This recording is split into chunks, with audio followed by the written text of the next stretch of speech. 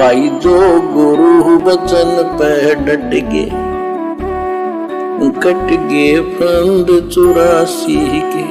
क्या कह रहे हैं गुरुदेव? आप यहां से जाओगे, ज्ञाता होते थे और वो देवी मानना पड़ेगा, तब आपकी आध्यात्मिक क्रियाएं सफल होंगी। जैसे आप यहां से जाओगे, आपने परमात्मा देखा नहीं है, आपने इस दास को देखा है, वो परमेश्वर इस दास का रूप धारण करके आपके समक्ष वहां खड़ा होगा। अब जैसा जिसका व्यवहार इस दास के प्रति यहां है वो वैसा ही करेगा। क्या कह रहे हैं? अब जैसा इस दास के प्रति जिसका व्यवहार यहां है वो त्रिकुटी पर भी वैसा ही करेगा। आज हम सत्सेवक अपने गुरु जी को यहीं पे परमात्मा मान रहे हैं, कबीर जी मान रहे हैं, भगवान मान रहे हैं, स्वयंभू मान रहे हैं, तो त्रिकुटी पर भी हम इनको परमात्मा ही मानेंगे।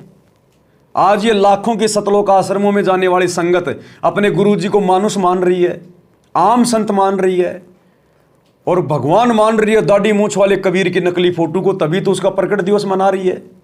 तो त्रिकुटी पर भी ये लोग अपने गुरु जी को ऐसे ही मानुष मानेंगे, ऐसे ही जीव मानेंगे और भगवान मानेंगे उस दाढ़ी मूंछ वाले कबीर की फोटो को।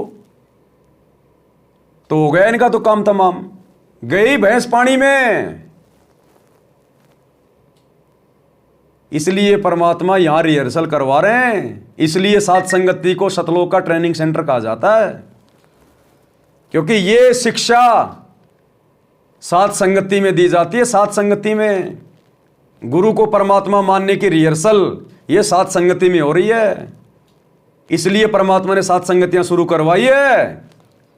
नहीं तो त्रिकुटी पे मार खा जाएंगे, वहीं से परमात्मा ठोकर मारेगा, वापस गुल्लाबादी खाते नीचे आएंगे।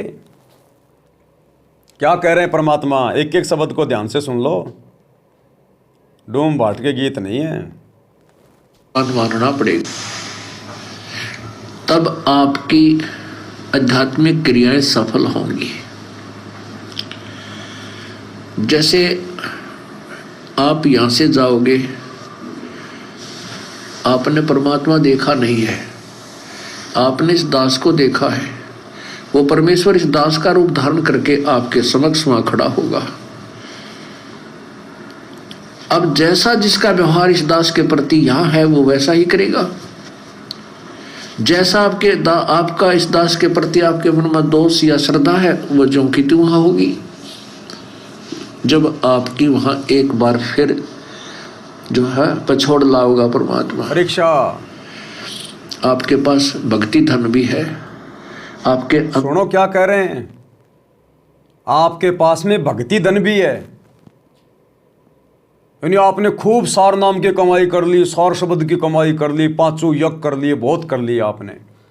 आपके पास भक्ति धन की कमाई भी है, आपके पास वो श्रद्धा भी है जो भगवान के प्रति होनी चाहिए, फिर भी फैल हो जाओगे।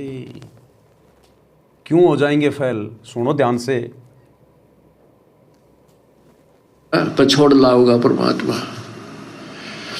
आपके पास भक्ति धन भी है, आपके अंदर गुरु जी के प्रति वह श्रद्धा नहीं है जितनी भगवान के प्रति होनी चाहिए, तो भी आप वहां से रिजेक्टेड हो जाओगे। फिर भी रिजेक्टेड हो जाएंगे। अरे गुरुजी कह रहे आपके पास वो भक्ति धन भी है जो आपके पास होना चाहिए, आपके अंदर अपने गुरुजी के प्रति वो श्रद्धा भी है, वो भाव भी है जो परमात्मा के प्रति होना चाहिए, फिर भी तुम वहां पर रिजेक्टेड हो जाओगे। क्यों भाई? क्योंकि आपके पास भक्ति धन भी है, आपके अंदर अपने गुरुजी के प्रति वो भाव भी, वो श्रद्धा भी है, वो लगन भी है जो परमात्मा के प्रति होनी चाहिए, फिर भी आप फेल हो जाओगे। क्यों? क्योंकि आपने अपने गुरु के अलावा किसी और को परमात्मा मान रखा होता है।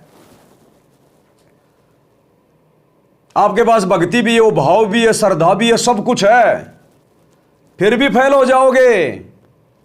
यदि आपने अपने गुरुजी के साथ साथ किसी और को परमात्मा मान रखा है तो इसलिए गुरुजी ने सात संगतियां शुरू करवा दी कि गुरु के अलावा दूसरे का बिल्कुल पत्ता साफ कर दो, गुरु के अलावा दूसरे के ऊपर बिल्कुल मिट्टी फेंक दो। कोई भगवान नहीं, कोई कबीर नहीं, कोई दाढ़ी मूछ वाला नहीं, कोई गरीबदास नहीं, कोई दादा गुरु नहीं, कोई कुछ नहीं। ये सत्संग है। गीता और वेदों को समझना आसान है, इनको समझना टेढ़ी खीर है। बताओ, सब कुछ है आपके पास और उसके बावजूद यदि आपने अपने गुरु के साथ साथ किसी और में परमात्मा देख लिया तो भी आप फेल हो जाओगे। तो ये रिहर्सल कहां करनी पड़ेगी? धरती पे करनी पड़ेगी, तभी तो त्रिकुटी पे दिमाग में आएगी। इसलिए गुरुजी सात संगतियों में ये रिहर्सल करवा रहे हैं कि गुरु के अलावा कोई और परमात्मा नहीं होना चाहिए, कोई और भगवान नहीं होना चाहिए।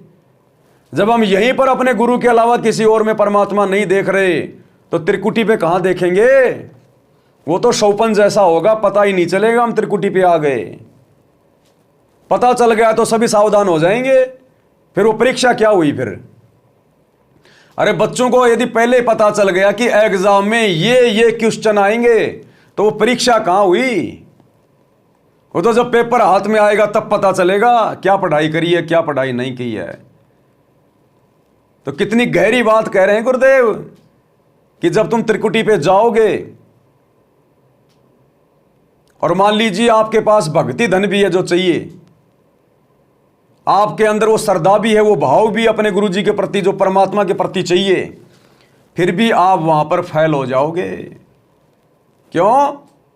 क्योंकि आपने अपने गुरु के अलावा किसी और को परमात्मा देख रहे हैं अभी आप,